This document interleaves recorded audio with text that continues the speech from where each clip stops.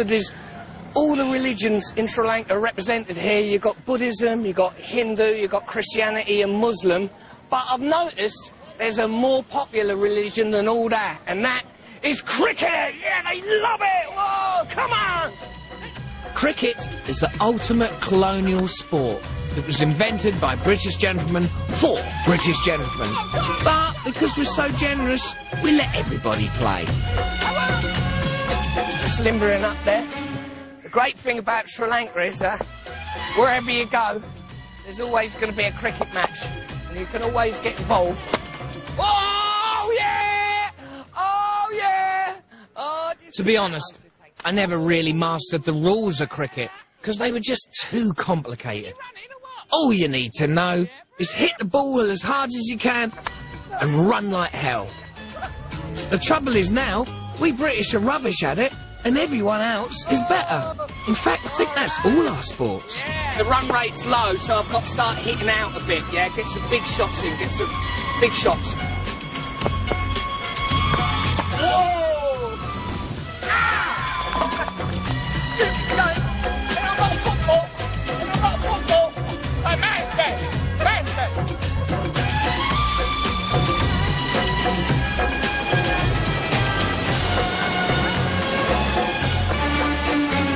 Oh, man, you got to check this out. I mean, I've been, like, bungee jumping and hanging off the side of a building in New Zealand, up the Himalayas, but that's all been on the end of the rope.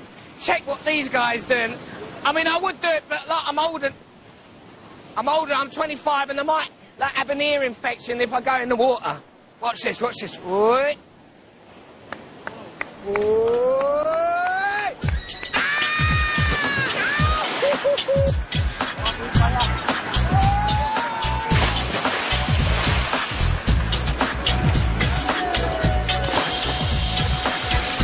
Why did you start? What made you think, oh, I'm going to jump off here?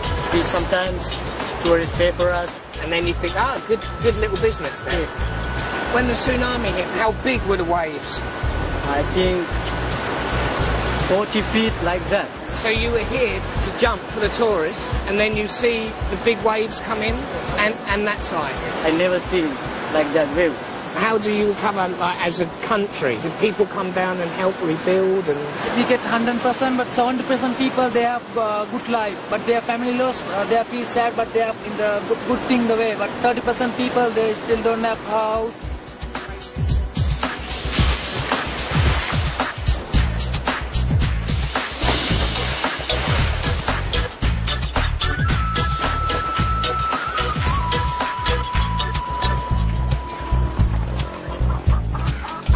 To meet a guy called Andrew and his family, because he plays, like, instruments. And you think of Sri Lanka, you think of, you know, palm trees, it's quite mellow, wind chimes, traditional music, you know, the people are chilled out, laid back. I hope I like it, I hope I don't fall asleep. You know, sometimes ethnic music can be a bit snort, yeah? So, is Andrew in? Yes, he's right up there. Is he upstairs? Okay. Wonderful. You his mum? Hey, how you doing? Dad? Yeah, just go out. Okay, thanks a lot. Oh, sweet family, no? This is on the wall.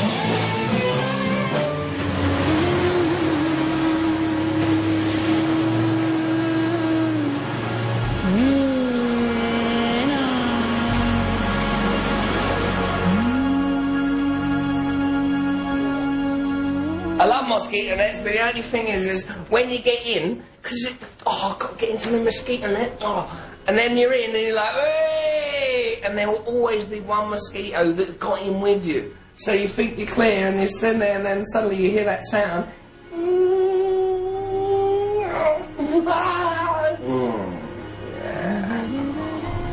Waking up to such a beautiful view and a light breeze coming off the sea, it's hard to imagine that this is the same sea which took so many lives. The memories are still fresh in everyone's minds, so the people just take it one day at a time. Morning. I'll start with something light. Or just a combination of a lot would be great. Look at this spread, man. There's no escape from the spice, yeah? I thought, well, at least for breakfast you're going to have a little continental. There might be a nice little croissant and jam and toast. Gracias. But no, forget that. It's the same as the even meal. You got about 5 or 6 different spicy dishes. So one thing you are going to do is put on tons of weight here, and you're going to be spiced out. Spices, I love them. Bring them on. Fish curry. Thank you. Oh. Just a little bit early for that, yeah? A little bit early. The best dal that I've ever tasted comes from Sri Lanka. Dal is like it's a little chickpea dish. But usually it is like it says, it's dal, dal, dal. But here, it is absolutely beautiful. It's spicy, it's rich, it's all full-bodied. I love it. I didn't think lentils could be so good and interesting, but here, what? You love me too? Oh, that's sweet.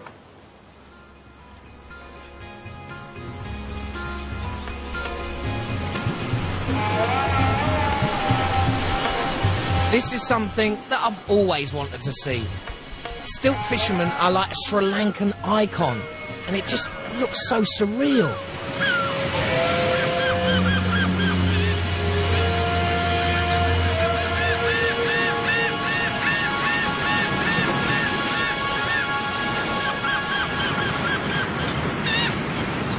This is the way to fish, man. Look at this. You just come out on a pole in the middle of the sea. Forget all that casting off from the shore. It's fantastic out here. You should do this in England. Come on, come on. Oh, yeah. What, no fish? Tell me about it, no fish. Been stuck up this pole for 3 hours. No fish. I'm stranded out here. I can't even go back to shore. Yeah. Get some lemonade, please. Thanks. Yeah. The tsunami hit the Sri Lankan communities hardest, where fishing has always been their livelihood. But I'm happy to report that the fish stocks are recovering. So it looks like the communities might just survive.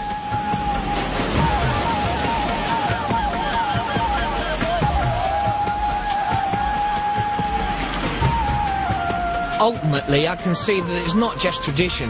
People fish like this and live off the land because they have to. Their lives are really tough, and they definitely like their booze. With no cash to spare, they've always been inventive when they fancy a drink. This is Chandar, and he's like a toddy tapper.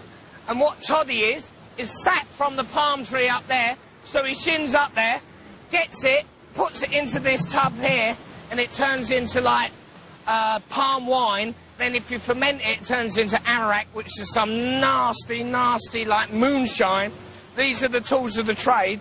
That is lethal. So that you slice the plant, then you put that underneath the plant like that, and then with this tapper, you tap the side of the plant, and all the sap comes out. So, whoosh, that thing, look at that. That's out of control, that is.